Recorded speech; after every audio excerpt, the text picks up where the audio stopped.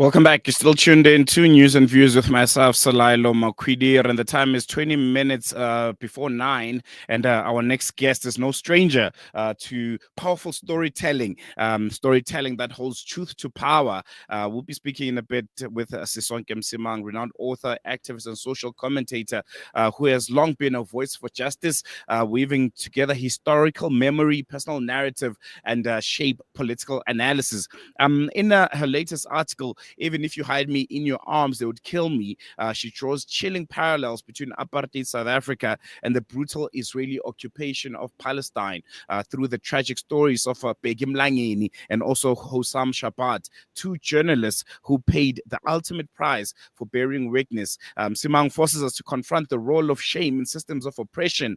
But how does the moral authority of the oppressed challenge violent regimes? And what does it mean even when shame is no longer a deterrent? We'll be exploring some of these questions and more with Sisonke Msimang, who's joining us right now on News and Views right here on Salam Media. Sisonke, a really great pleasure having you join us today, and looking forward to a very, very impactful and powerful conversation. Thanks so much. It's great to be with you.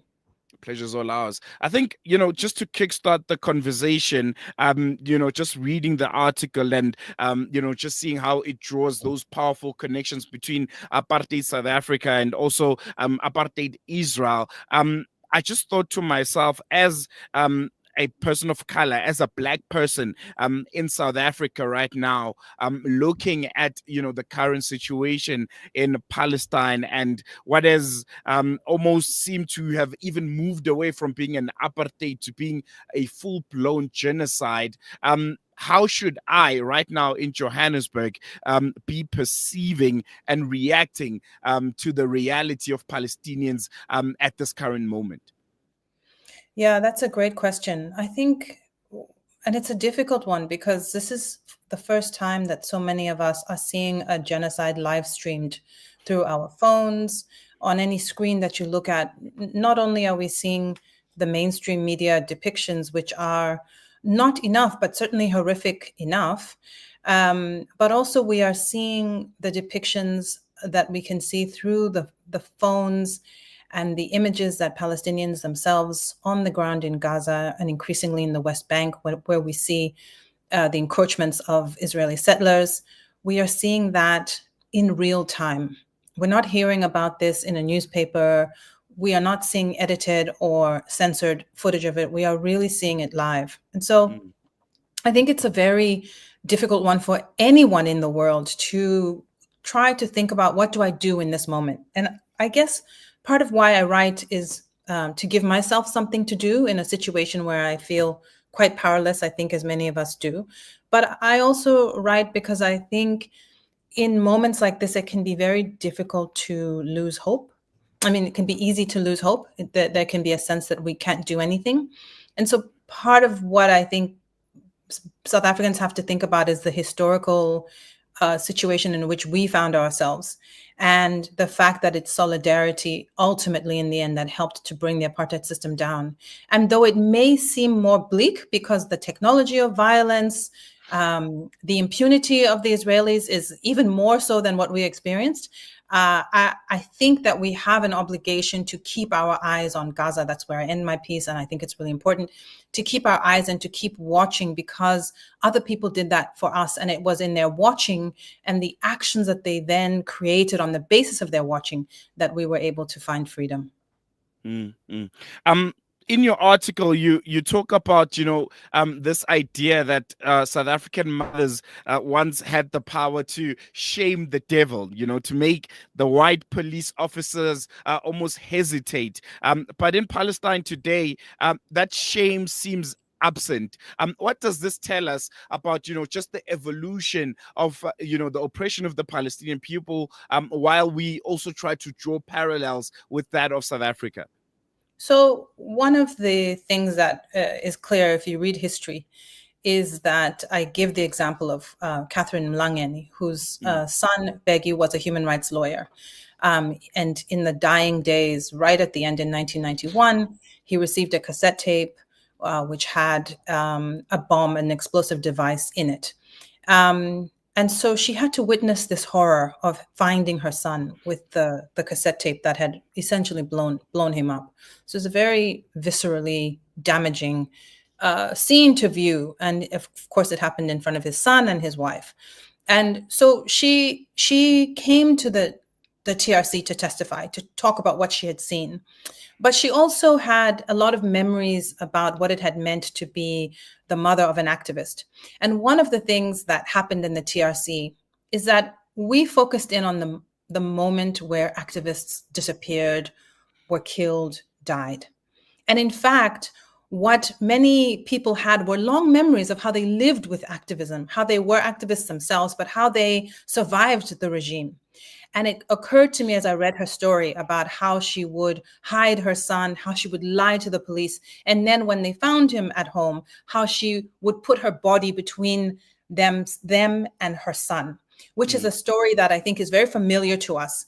We saw that in the story of Winnie Mandela. That's why she's such a compelling figure, because so many of us saw her put her body on the line between the community and the police so many times, right? So it's a very evocative scene. Both politically, but much more than that. A mother will defend her child. And I think part of the tragedy, what we're witnessing with what's happening in Palestine, is that even that love is no longer. And I think Palestinian women, Palestinian mothers have a very long and very similar history to Black women in South Africa of putting their bodies on the line. Many people will remember that, very powerful image of, oh my goodness, Tamim, the woman who stood in front of the tank with her flaming red hair. I'm forgetting her name. Tamimi. That's right. And so when you think about that Tamimi family, and when you think about what she has done, that sort of strength to stand in front of a tank, one of the things that we have witnessed in the genocide is the inability of that kind of courage to find its way to stop the bombs. Because you can stand in front of a tank and you will make eye contact with the person who's driving that tank. And there is maybe a sense of hope that a humanity might find its way through. You're taking a chance, as Catherine Mlangeni and so many Black women were taking a chance when they did that. And so there was still a sense of shame, even in that horrible situation. And I think what is now clear is that there is no sense of shame when it comes to Palestine and when it comes to what the Israeli forces will do to women, to children. The genocide disconnects the capacity for that kind of change in the moment. A change of mind is no longer possible, which can be a very bleak and very difficult thing to think about. But I think we have to acknowledge it.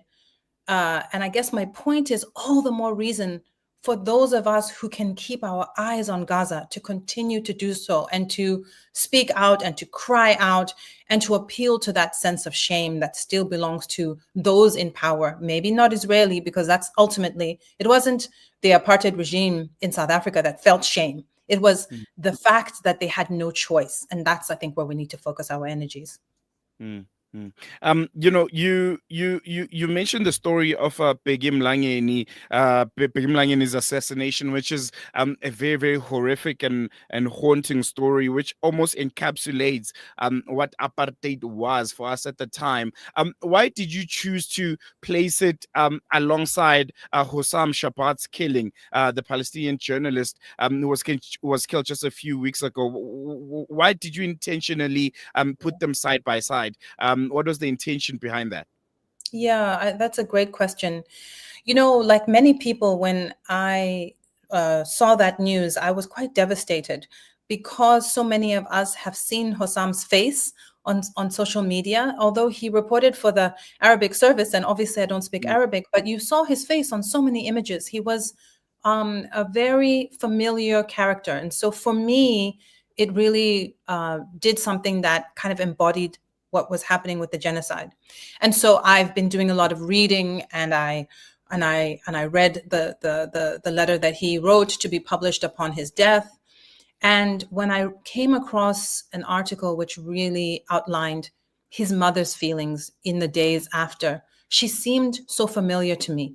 And she spoke about this idea that her son would tell her, no matter where I am, I'm in danger. So don't stop me from walking towards the danger. I'm going to do this anyway. Mm, So he had that real spirit that I think, again, for South Africans, we're familiar with this figure, right? We're familiar with the heroism and the courage of so many freedom fighters who walked towards danger. And so, like so many people in Palestine at this moment, that is exactly, particularly journalists who have been killed in such large numbers. So on the one hand, I have been following this, as everyone has, and drawn to Hossam as a human being. And on the other hand, hearing his mother's mourning and listening to the stories that she shared, I thought to myself, this is so familiar. And in drawing the parallels between South African apartheid and Israeli apartheid, I think we often can focus only on the systems and the symbols. But I think for me as a writer, I'm also always interested in the stories, because that's how we make the systems become more clear.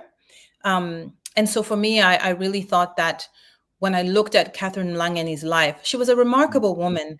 She actually did a play. I don't know how many people know this, but after the TRC, she put her story to words, and she did a play at the Market Theatre that was performed with the other members of Kulumani. So a person who very well understood before she passed away the power of telling and narrating her story. And that seems to me to be the role that we see in so many of the survivors in Palestine right now.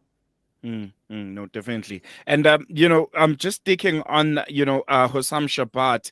You mentioned that Israeli forces accused him of being a Hamas operative, a common tactic which is used to delegitimize Palestinian journalists, and not just journalists, even the general public, because even with the bombings and the killings, the word will always be, we're looking for Hamas operatives. We're looking for Hamas operatives, even when it's children being killed, even when it's vulnerable women and old senior citizens being killed. How does this compare to the apartheid style, South Africa's apartheid style of tactics against activists and reporters? Yeah, I think, again, to be very clear, and I made this obvious in my essay that I wrote, but I want to be very clear that the scale of what is happening in Palestine is something that we never saw in South Africa. So the sheer numbers of people killed in such a short time frame, and also the impunity is just like, I think it's important. We cannot overstate how shocking it is what is happening in front of our eyes. Of course, it's also not a contest, and so that doesn't do anything to diminish the horror, the absolute horror that was apartheid. So one of the ways in which there are similarities is that we know that journalists were targeted by the apartheid regime, as was anyone outspoken, and that targeting took the form of kidnappings. To this day, the NPA, South Africa's National Prosecuting Authority, continues to have an active task force. It's called the Missing Persons Task Team. Madeleine Fullard continues to this day, 30 years after the end of apartheid, to trace down, to track the missing persons. So part of what we know is that people went missing in South Africa all the time because they were seen to be a menace. We know the story of the Craddock Four. We know the story of the PEPCO 3. We know that there are many, many, many stories of people who were disappeared. We know the story of Steve Biko, of Ahmed Timol. We can go on and on and on. So Nokuthula activists, Simelane, for instance, also comes to mind. Plus Melanie, so many people who were disappeared, let alone those who survived and were tortured, let alone those who were abducted and then turned into Askari. So we know that this is a tactic of what apartheid regimes do. At the same time, we also know that in the current Israeli context, the propaganda, and again, remember, the apartheid regime in South Africa had a huge expenditure on propaganda. They spent a lot of time, money, and energy on manufacturing lies.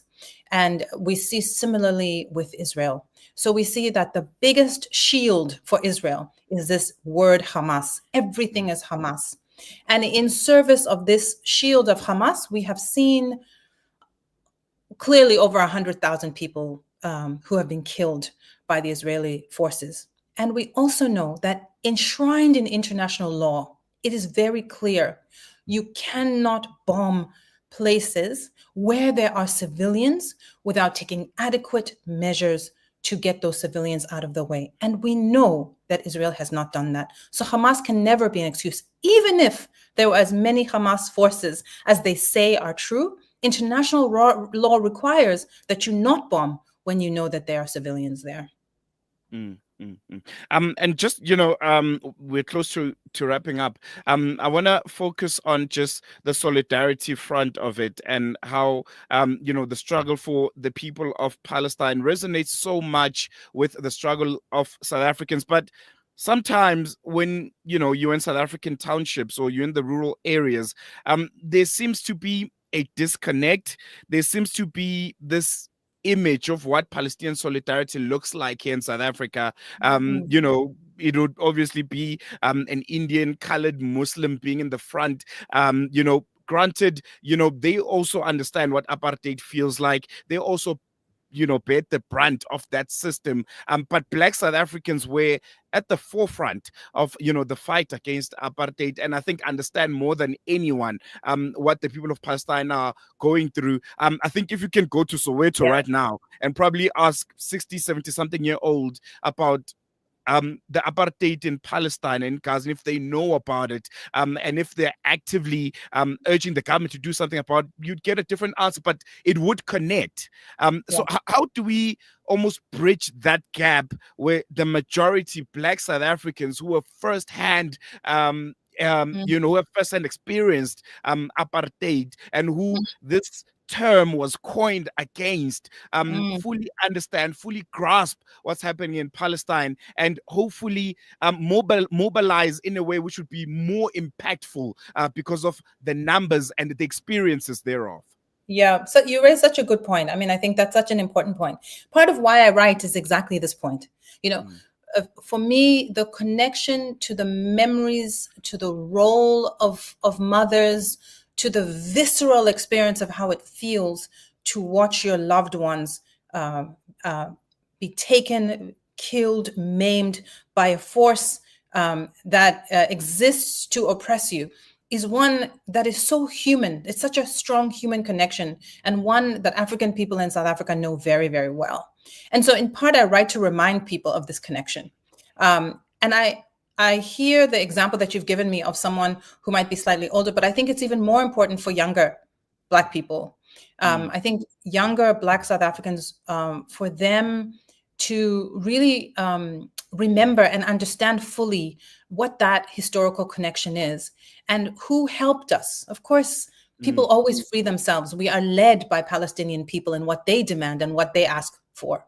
So we often have to keep quiet about what we think the future should look like because we have to listen to Palestinians. But in the same way, we also know that it was the support of the world that helped Black South Africans to free themselves. And I think those lessons are very important. So I guess part of why I'm writing in the contemporary, why I use storytelling, but why I make that link is because I know that Black South Africans read me.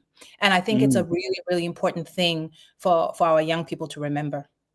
I think we're going to leave on that note. Sisonke, thank you so much for joining us. This has been an incredible conversation. And yeah, looking forward to many more. Thank you so much.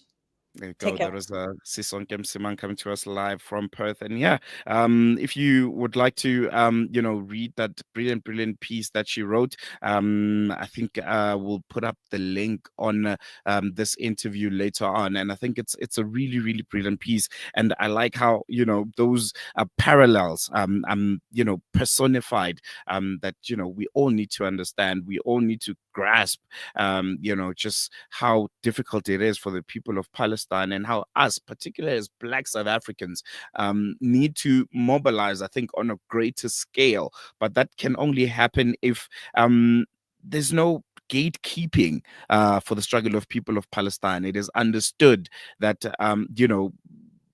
there's a whole majority of people who understand their lived reality. And I think, as Sisonke mentioned, this is not, struggle Olympics where we compare, but the closest people anywhere in the world that understand what Palestinians are going through is Black South Africans. And there should be, I think, a way to mobilize the majority a bit more, because I can tell you for free, even if you find a black South African in a village somewhere in Matatiele or in Limpopo, Bochum, or it doesn't matter, in the Eastern Cape or Western Cape or rural KwaZulu Natal, and you tell them what the people of Palestine are going through, and they might be disconnected, don't know what's happening on the news, but they've lived and went through apartheid, and you tell them, you explain to them that this is currently what's happening in Palestine right now.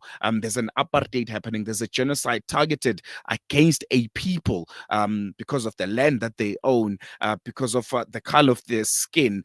There's a an intention to wipe them out, essentially, and to take over their lands.